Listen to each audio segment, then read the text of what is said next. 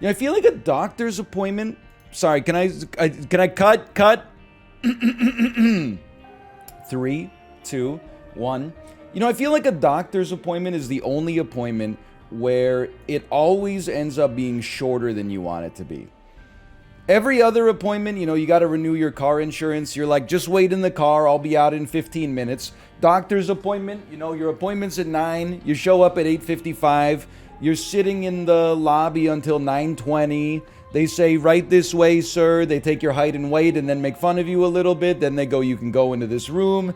You're waiting in the room till 9:45. The doctor comes in and says, so why are you wasting my time? And you're like, I have a little bit of a sore throat. And they're like, go home. Go home and get some rest. It's like a 2-minute long appointment. Everything else, if you God help you if you have to like, renew your debit card in person at the bank. It'll take you like 2 hours. You'll sign 1,000 forms. At the doctor, it takes an hour just to see them, even if you have an appointment. And then they give you 4 minutes with which they will regale you with their expertise. So I'm going to see the doctor soon. If you're watching on YouTube. What about spa sessions? I've never done a spa session, but I feel like it lasts exactly as long as you book for. Is that not the case? Best of luck today. Thank you. I don't even know, like the bits are almost getting too dark. In British Columbia, you actually, it's probably true with other provinces as well. I don't know like how the medical system works where you live, but we have access to like an app that gives us our own health records. So I can look at my own health records. I've been checking to see like if my blood test and stool sample results from last week have come back. Finally today, my blood test came back, and I'm not qualified to interpret them. But they got to get a UX designer on this immediately, because the first thing I saw when I opened up my blood test results was it was like test HIV result in range, and then a big green check mark. And I was like, excuse, like I just started like involuntarily shaking. Then I thought about it for like 2 seconds and I was like, okay, that's right. In range with a green check mark means that the test results are normal. And then I checked the ones that were out of range and had a big red X. And those ones were like, hey, this one tests for signs of infection. This one tests for bacterial presence. And I was like, okay, so just take the ones that look like they're present and then reverse them. So yeah, I don't fully know how to interpret my blood test results, but you know, that's kind of more for the doctor today anyway. You wear a shirt in bed? Yep, I'm tired of acting like that's weird. It's pretty normal. I wouldn't be surprised if over 50% of the population wears a shirt to bed. Guess what? I know, just to prove how different we are, I also sleep with a cover on top of my mattress and then a sheet on top of the cover. And I change my pillowcase maybe like, you know, once every 2 weeks or whenever it feels like it's kind of dirty. If there's like a giant sweat mark in the center of my pillow, because I fall asleep listening to audiobooks about the Second World War, then I'm like, you know what? It's time for a clean pillowcase. This week, I guess this month where I've been sick, is the first time I've worn pajama pants to bed in a long time, though. I don't feel comfortable wearing pajama pants, because some of the days I've gone to bed, I've been mighty cold, man. And then sometimes I'm mighty hot. You go shirt, no bottoms. I go like shirt underwear. Shirt underwear, I settled on it like in middle school, and it just, honestly, from the moment I settled on it, I was like, this just feels right to me. Yo! Uncommon Isaac dub? That's crazy. 2 good pills. I didn't know such a thing could happen. 3 good pills? Okay, well, you know, you can't win them all. Shirt, no bottom is Winnie the Pooh. Look, I'm not saying it's like the most flattering for the male physique. I just don't really like, I don't know, I don't feel safe if I'm going to bed without a shirt on. I don't know, I don't feel safe, man. Also, I do have to say, if you have copious amounts of chest hair, I feel like you're gonna have to wash your sheets all the time. At least with the shirt, you keep some of like the hair that naturally comes out when you're just kind of like ambiently existing. It keeps it kind of locked in one area. Just shave your chest. Wow, yay, you know what? Just so you can go to sleep without a shirt on, just shave your chest. It's only like the most annoying 45-minute chore that then leads to the most annoying existence, as like your t-shirts get little slivers of the sharpest hair you've ever grown that then grow through your shirt, make your entire torso feel like a damn cat's tongue. Yeah, it's really smart. Just shave your chest. Oh, but no, you don't want stubble? Okay, then just shave your chest every day. Just literally wake up in the morning and shave your whole torso. But don't forget, because like once you finish shaving your chest, if you got any hair on your fucking arms or even on your fucking legs, you're gonna be like, wait a minute, this doesn't look natural. So why don't you just shave your whole body every day? Great idea. You act like it isn't 2 minutes of time. You act like I haven't shaved my fucking chest before, dummy. It's like, wait, I've done it, I don't know, probably 20 times over the course of my life. It's annoying as hell. Every single time is annoying. And yet you probably, oh, I'm so gross. I have 3 chest hairs. I'm like really hairy. I have 3 chest hairs on my chest. Ugh. It's disgusting. I've had like a full tree trunk coverage of body hair since I was 16. It's one of the most embarrassing stories of my life. Senior year, senior skip day, we were all gonna go to the beach, right?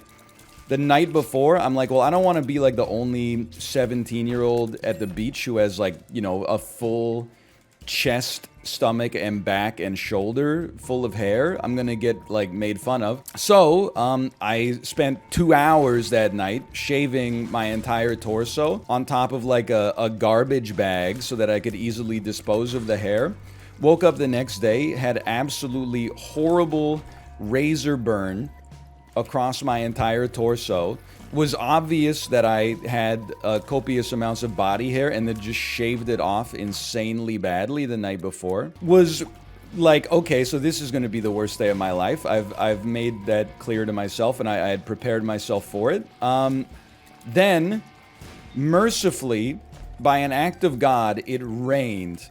And as a result, rather than going to the beach, I just went to my friend's house and we watched Batman Begins. I think that's one of those moments where, like, if it had not rained that day, the trajectory of my life might have been different. I think that could have sent me on a spiral to, like, becoming the Joker or something. 'Cause, I mean, that's literally the origin story for the Grinch in the Jim Carrey movie. What a hack job! So true, so true. That's what I'm saying, man. Anyway, people without, like, a lot of body hair always are insanely annoying. People with body hair. You should never be ashamed of your body, by the way. Body shaming is, like, really bad. I would never shame anybody's body. That being said, I think if I had even the slightest amount of body hair on my body, I would shave all of it absolutely every single day and make sure I never had any stubble. Also, if you don't, what's wrong with you? It's insanely easy. There's no negative effects. It doesn't take 2 hours in order to do it right in the first place. It doesn't grow back and is like itchy as hell. Just get waxed. Okay, you remember that time I got waxed? That was all of the problems with shaving, plus like one of the most painful experiences I've ever gone through in my entire life. It had all of the negatives of shaving. It still grew back. It grew back and was itchy when it was growing back. I had like skin-colored bumps of skin irritation, but also I managed to see how high my pain tolerance can go, and it's a lot less than I honestly thought it was. All right, and all of this just so you don't have to wear a t-shirt to bed. Get real. Get a life. Just use a trimmer. Dude, just use a trimmer. Just use a trimmer and permanently have stomach stubble. That's really nice to feel rubbing up against you on a cold December evening. Well, I don't know, my torso is probably not 3 feet long, but like, you know, 2 feet of sandpaper just rubbing up against you. How tall am I again? I'm 6'8", according to Wikitubia. Why not just chemically burn it with Nair? Straight up, God is my witness. I used Nair once in college, and it was Nair for men. So I don't want you to get any ideas. I wasn't using that normal Nair, okay? I was using a chemical specially formulated for manly guys, right? And I followed the instructions to a T. You should know by now that is something that is important to me. Sure, why not? I followed the instructions to a T, and it did not work. It produced no hair removal for me. It also smells. It does also smell, but again, that's like really not that big of a deal.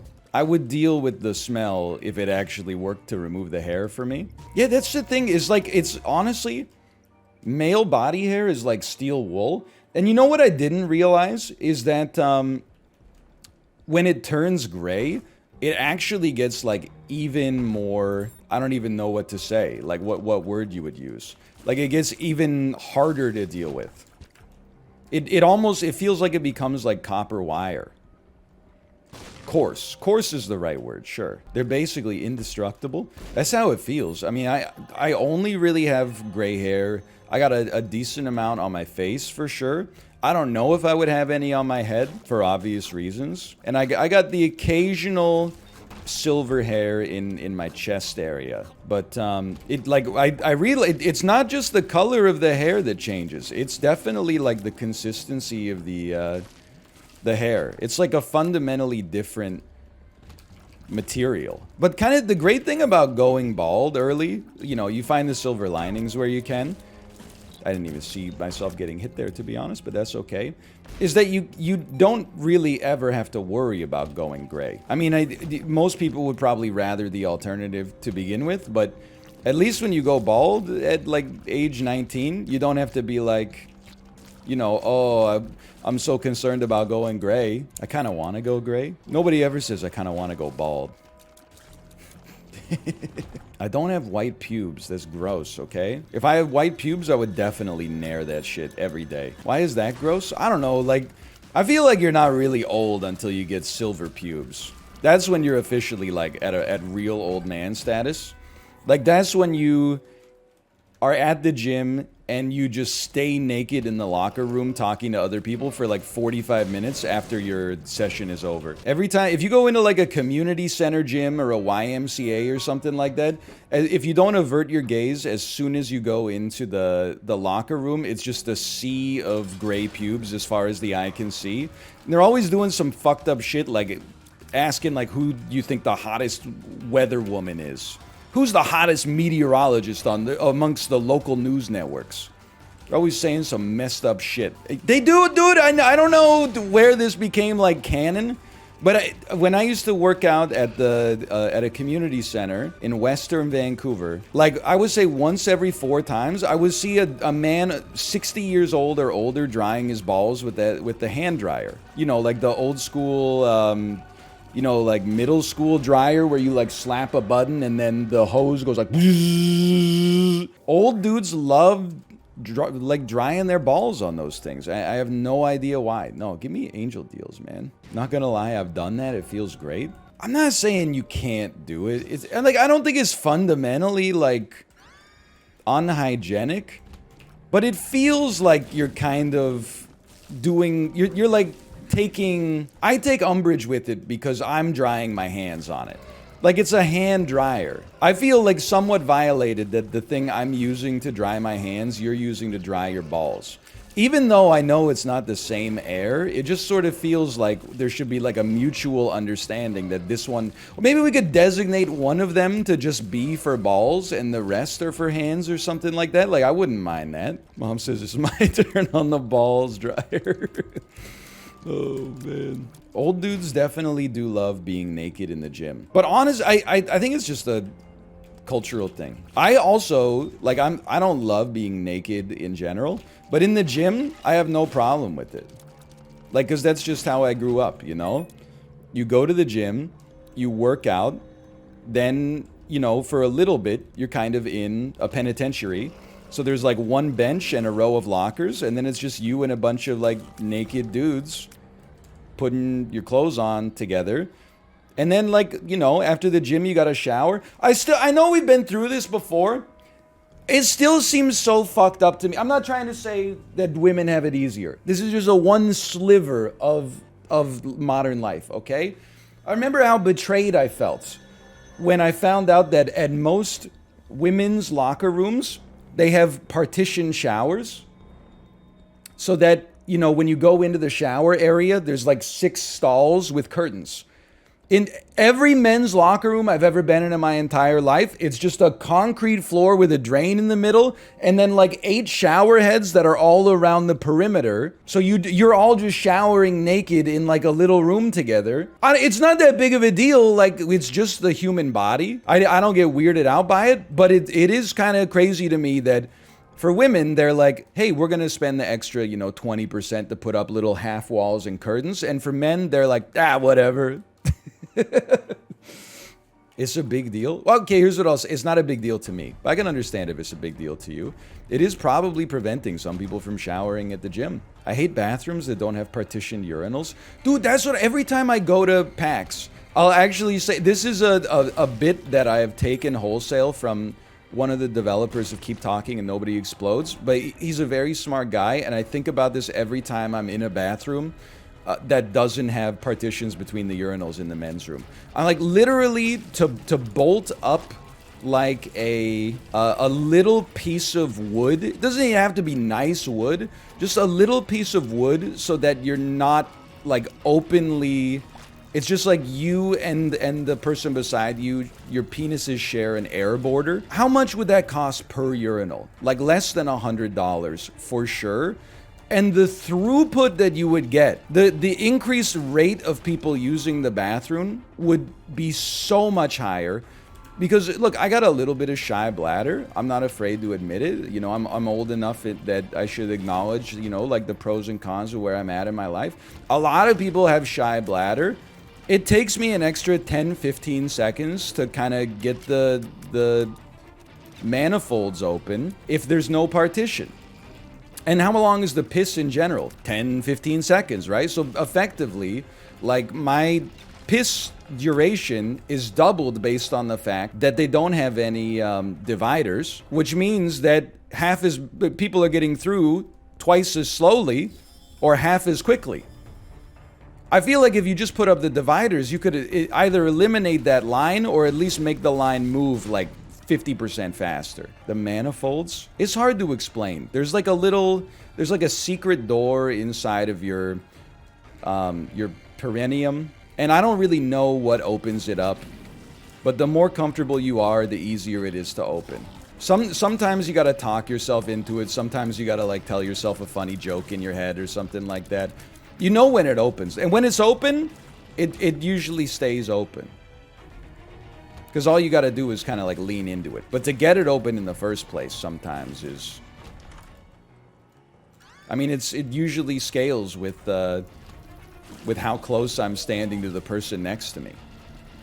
And it's not... I think the thing that people don't realize about shy bladder is that it's not really like, oh, I'm worried that the guy next to me is going to like look at my beans and frank and I'm going to feel bad. It's definitely more, it's like classic anxiety. Oh, the guy next to me is probably like, whoa, this weirdo's been standing at the urinal for like 30 seconds and I don't hear a stream yet. What's up with that? But then sometimes you get 2 people with shy bladders standing next to each other, and it's like it's like the opposite of a Cold War. Like you're both trying to fire the nukes, but you're like, come on, what the fuck, man? Now I know that you got shy bladder. You know that I got shy bladder. Now that my shy bladder's being observed, it gets even shyer. We're both like 17 men have gone to the urinals next to us in the time that we've been standing here, generating no noise whatsoever. Like, bro, just put up the partitions. It would save us this nonsense. Don't all bathrooms have stalls and urinals? Yeah, but honestly, like, I mean, there's not every bathroom's created the same. There's always like 6 urinals for every stall. I'm a big believer, and many men who drive Ford F-150 Raptors disagree with this take and consider it like antithetical to their entire existence. I'm a big believer that I would much prefer the men's bathroom experience if there were simply no urinals, and instead of having X number of urinals, they had like 0.66 times X number of stalls. For me personally, I'm not saying I speak for everybody, but for me personally, this would essentially, my speed in the bathroom would remain the same because I am able to produce in the stall faster than at the urinal to begin with. So even if there were less, and I would just be more comfortable is the other thing.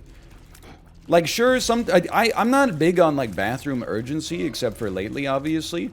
Like, I'm not a little kid. I don't wait until I'm almost pissing my pants to be like, I have to go to the bathroom. As soon as I feel, like, a little tingle, I'm like, I'm gonna go to the bathroom because I'm in my 30s and I'm responsible, and I don't feel like I'm only hurting myself by lying and being like, maybe this piss will just disappear, right? Okay, well, you know what? What about a Soul of Eden real quick? Quick little bumbo? Quick little onk for eternal life. The argument against stalls is that people cannot be trusted to treat them well. Like, 1 in every 5 bathroom stalls you walk into is just fucked up beyond belief. Shit on the seat, piss on the floor, the toilet just shoved with toilet paper. Like, not even any, like, fecal matter in the toilet, just the toilet itself is just stuffed with, like, 1-ply toilet paper. But that's more of a problem with, like, I don't know, society, I guess. I feel like urinals they're like stealth unhygienic. Like, I don't often see a urinal where I'm like, wow, that urinal's super messed up. But every time I piss in a urinal, now that I think about it, I'm like, I bet my own piss is splashing back and, like, hitting me in the face in trace amounts. If not the face, certainly the hands. Certainly is getting, you know, all over my shirt and my pants as, like, little micro droplets and stuff. Urinal is, like, actually archaic. It's getting all over your shoes. Yeah, it's just not a... It's not a well-designed device, you know? Have we discussed people who don't bring the shopping cart back at the grocery store? I was thinking about it the other day, okay? Because I know my demo. I was in the grocery store maybe 3 days ago, thinking that I was buying simply apple juice, because I'm trying to stay hydrated right now, and then realizing that I accidentally bought Simply Peach, when I said, wow, this apple juice tastes amazing. Anyway, sorry, Bumbo, that should have been for you. I realized that, like, when I saw these people that looked like they could be viewers of mine, because they were also sort of looking at me like, I'm not, you know, there's a lot of pointable things that you'll see in Vancouver, but sometimes I'll just be, like, out in Vancouver and I'll catch someone wearing, like, a band shirt out of the corner of my eye, with a girlfriend that's, like, way out of his league. And then they kind of, like, point in my direction, and I'm like, I knew it. That's my viewer. Anyway, I realized I am, like, the best behaved person on the planet in grocery stores now, because I have to be. Because that's, like, being... I'm trying to think of a good example. That's like being Keanu Reeves on set. Like, so much of his reputation online is like, I worked with Keanu Reeves on The Day the Earth Stood Still. Movie was kind of ass, but he bought everybody on the crew a motorcycle when production was over. That, like, me at the grocery store, I make sure that I'm, like, on my absolute best behavior. 100%.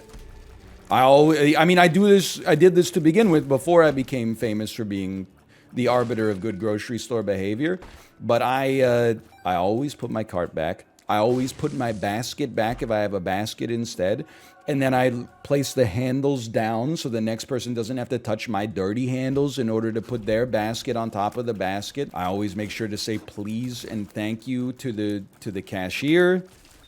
I bring my own reusable bags. God forbid, after everything I've said, if a viewer of mine caught me at the grocery store killing planet Earth single-handedly by taking one plastic bag to put all of my other plastic bags that I bought at the grocery store in. Like, people will actually go to the grocery store, buy 100 Ziploc freezer bags, and then be like, no, I don't need a bag, I brought my own. Thanks for your service, I really appreciate it. MFers will really go to the grocery store, buy plastic wrap, and put it in a canvas bag.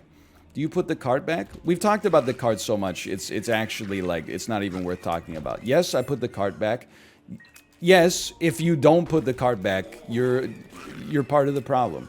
Your time is not that valuable. I promise you it isn't. I have become a big believer in the cart, though. I used to be... Honestly, using a stroller made me more of a cart guy. Now, if you have the stroller, you don't need to take the cart with you.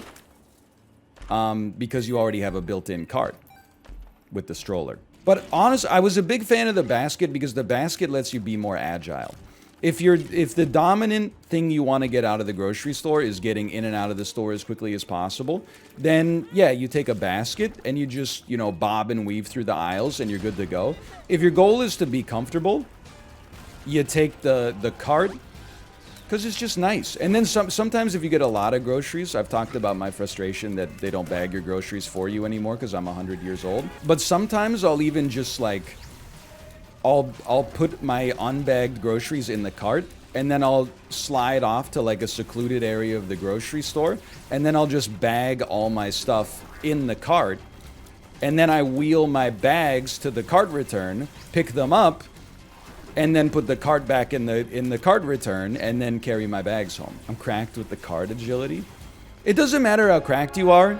1 in like 5 people in the grocery store is just gonna leave their cart in the center of the aisle for some reason anyway. I don't know what possesses people to do it. I guess they literally just... I mean, I want to believe that people do... They think that they're doing the thing that is best for society. I want to believe that, but I don't. What I actually believe is... And I've been...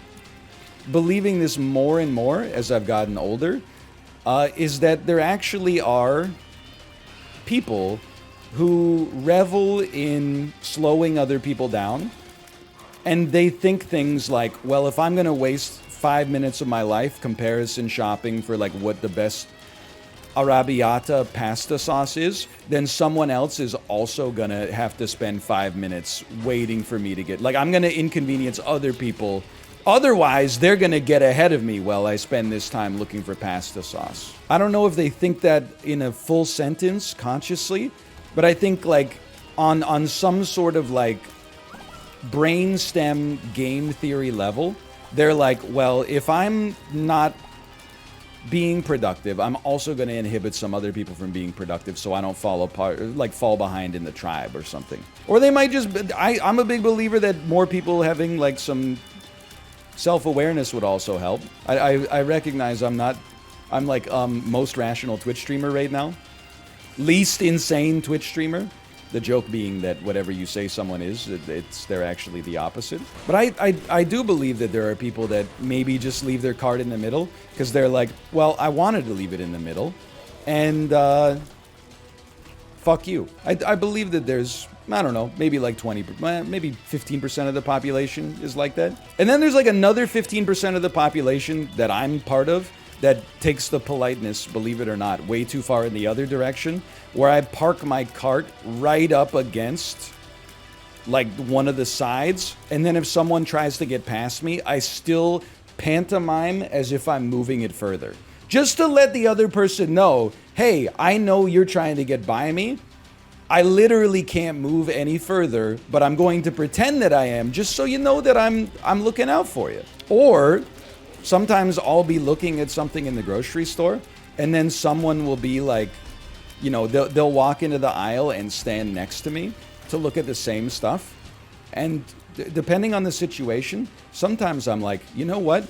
You win the aisle. I'll come back. I'm gonna go do a loop around the grocery store. I'm gonna go pick up my cold brew. I'm gonna go pick up some Simply apple juice, and then I will come back to the barbecue sauce section. The least weak streamer has logged on. What about those cretins who don't return their shopping cart? Am I trapped in like some sort of Groundhog Day situation going on here? I'm like, I'm dying, man. What about the carts? People keep asking me how I feel about the damn carts. It's called being a streamer. Oh, man. I mean, it's one thing, you'd be asked about the same thing every day. That's one thing. But to, like, multiple times after explicitly talking about it in, like, the same half hour is comical. Don't get me started on the reusable bags, okay? I take the reusable bags every time.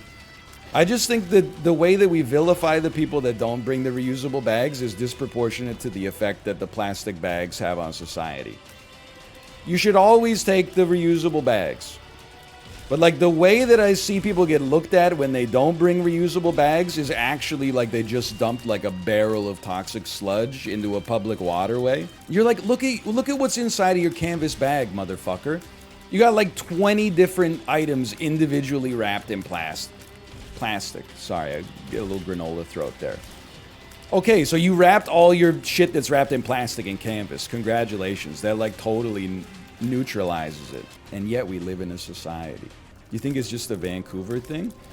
No, I don't think so. I think everybody, I mean, at least in North America, is pretty much, I don't know, I guess I can't speak for the states I've never been to, but the states I have been to, where people live, there's like, I mean, I feel like everybody understands it's a good thing to do to bring a reusable bag. It's not that hard to bring a reusable bag, to be honest. But I'm also aware that like sometimes people are like out and about, did not bring their reusable bag, and they're like, hold on, we need like prenatal vitamins and 2 watermelons. And then they're like, can I get a bag? And it's a woo woo. Oh, look who it is. Mr. DuPont himself hates the planet. Here's the plastic bag you ordered. Before you take the plastic bag, I'm legally obligated to show you this 30-second clip of a leatherback sea turtle with a McDonald's straw wedged in his nostril. Oh, sure, but at least we got some handles so you can carry your stuff out to your truck. South Park already did it. All right, well, I mean, this show has been on for like 30 years. Why is it my responsibility the store should have paper bags? Well, let me blow your mind. That's what they do in Vancouver. Like, you don't have to bring canvas bags. You can get paper bags at the grocery store, but the paper bags are now 25 cents a piece. So it really, I mean, I'm not saying that they're suggesting that a paper bag is worth 25 cents. It's just, it's economics, right? By putting a surcharge on the paper bags, they make you more likely to bring your own canvas bags so that you don't have to pay 25 cents for a fucking bag. For a paper bag, and there's only 2 kinds of paper bags, okay? There's the paper bag with no handles, which is annoying as hell because you have to carry it like this everywhere. Or there's the paper bag with handles, which is somehow even worse because there is a 98% chance it rips before you reach your front door. They've never engineered a paper bag that can actually stand up to the rigors of luggage. I'm not saying we should be using plastic bags. Don't take me out of context on that one. I'm just saying that the paper bag is like pure ass. The Whole Foods paper bags, it's like a recipe. Sometimes they'll like put the LaCroix case in the paper bag and you're like, thanks for that. I really appreciate that. I look forward to 2 blocks from now when the bottom completely falls out. My like $19 carton of blueberries are all rolling down Hemlock Street. Thanks a lot. I really appreciate that. You really think that the Whole Foods paper bag can sustain 8 cans of LaCroix? What about the Chipotle bowls? Dude, don't even, no joke, that's why we stopped ordering Chipotle on Uber Eats, is because the biodegradable bowls were so biodegradable that by the time they showed up at our door, they were a little biodegraded. Like the bottom of the burrito bowl had merged with the bowl itself a little bit. Like it feels at the bottom of it like you're kind of eating compost. They got the formula like too good or something. When do you expect to return from the doctor? I honestly hope that this is the longest doctor's appointment I've ever had in my entire life. People assume that I'm making light of the situation when I say this. I promise you I'm not. I hope that they say, holy shit, how has nobody taken you seriously so far? We're immediately going to place you in a hospital bed for 48 hours. I don't think that's going to happen, but that is kind of like if I could design my perfect interaction with my doctor today, it would be something like that. We're immediately going to give you intravenous antibiotics and place you under observation for the foreseeable future. That would be nice for me. Now, what I expect, and I'm not just, what a win. I'm not just saying this to be cynical. What I expect is maybe we'll have like a half-hour-long appointment, and because I've had some tests come back, they might actually have now the ability to give me some medicine that is specific to the problems that I've been experiencing. But I really don't want like a 10-minute long appointment. That would upset me. I hope they can give you some good stuff like IV morphine. I really don't need like, I don't think they need to give me like a fentanyl lollipop or something like that, even though it would be a nice consolation prize after paying taxes for 14 years and not having any doctors take me seriously despite the, I don't know, 3 times I've been to urgent care in the ER this week.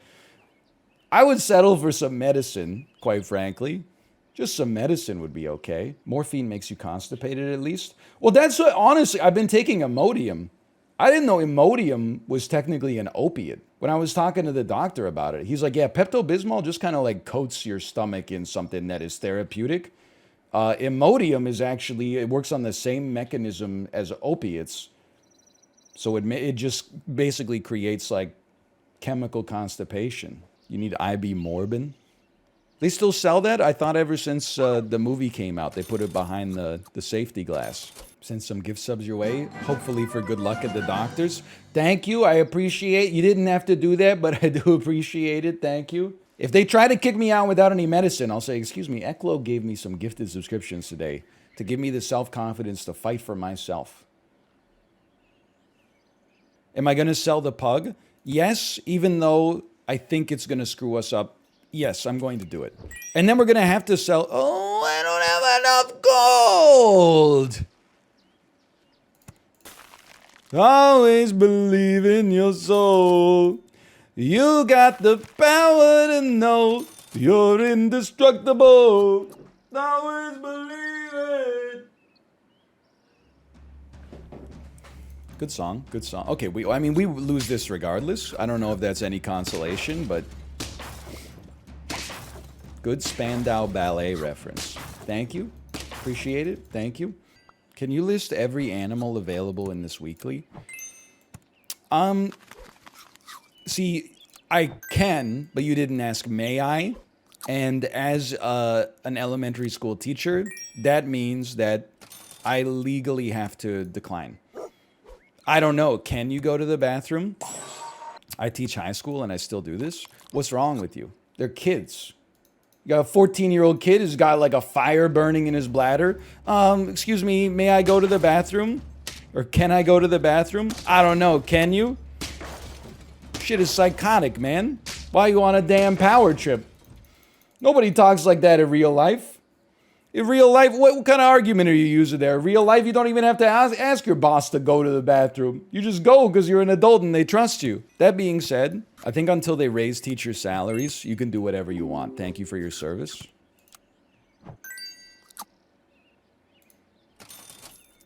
Are you telling me I don't have to ask my boss? Everybody has one of those stories, right? Where there was like a kid in there. It was the first lecture of university. And then a kid showed up in a full suit and like put up his hand 20 minutes in and was like, excuse me, professor, can I go to the bathroom?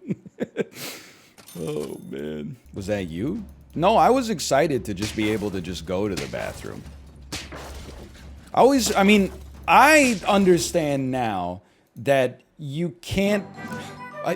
in an ideal world, you would be able to let your students go to the bathroom at any given time, no matter what grade you taught. But unfortunately, like, there's like 1 in 10 kids in high school would be like, he said I could go to the bathroom. Now I'm going to fucking graffiti all over the walls and like plug the toilet. And I got to go outside and talk to my friends for half an hour or something like that. So that ruins it for everybody else. Whether it should, you know, that's more of a question for like educational philosophers or something like that, okay? But definitely one of the best things about college is having the freedom to actually prioritize things for you and the professors literally don't care. Like, for example, to be able to just go to the bathroom whenever you please. That's a great one. How did you handle the transition to college? I mean, I didn't think it was that difficult. I mean, it was like scholastically is a lot harder. I was not one of the kids who had to go home on like the first weekend and cry. I was just sort of like vibing. Hey, Lil Caesar official, thanks for the gifted subscriptions. Appreciate it. Appreciate parts of it at least. Is one of the one of the interesting parts about being a public figure is having, I don't know, spent the last week especially stressing that this is actually like a very serious health concern, and then having people who have not seen you be like, you look pretty good. So I'm just gonna treat this as like satirical and like it's a joke, and I'm gonna interweave it into parts of the canon. Like the thread on the subreddit that was like, God, I wish the NLSS was still around. So for this Little Caesar arc, that would be great. Thank you for wishing that like 7 of my friends would just constantly bring up the same misrepresented food poisoning take from 2015 over and over as I slowly have my whole body colonized by staphylococcus bacteria and pray that I don't slip into sepsis overnight when I'm unconscious and unable to get to the hospital fast enough to be treated before it proves lethal. That would make for some serious golden age content. I really appreciate it. Anyway, thanks for the gifted subscriptions. Wow, that's very specific. Yeah, I wonder why. I wonder why it's very specific. I am very smart. How'd you come up with that one? I don't know. Blood tests? I literally spit taked at the sepsis joke. What's the joke? I know it's like the second time I've said it. It's the same thing when I was talking about how like I have a serious stomach infection. I'm worried that it's C. diff. People like come out of the woodwork. C. diff's very serious. I wouldn't joke about it. Who's joking, bitch? I Google the damn symptoms. I'm familiar with the ramifications of C. diff. I think it's possible that it exists in my stomach right now. You don't have C. diff. I had it and I was not okay. Thanks, doctor. I appreciate your feedback. The medical school of Twitch. Have you ever considered that maybe I'm just built different? And also, it's easier for me to be at work when I have it because I have literally the easiest job of all time. C. diff will put you in the hospital? Yes. Yes, it's correct. That's my goal. Ideally, I couldn't agree more. When will the food poisoning arc end? No offense, but the pacing's kind of ass. You, good sir, win the internet today. I've been subject to a lot of jokes over the course of the last 3 weeks. Most of them bad wordplay about shit or ass, or references to Northernlion Live Super shows from 7 years ago. But you, sir, win the internet today. Take my upvote and leave.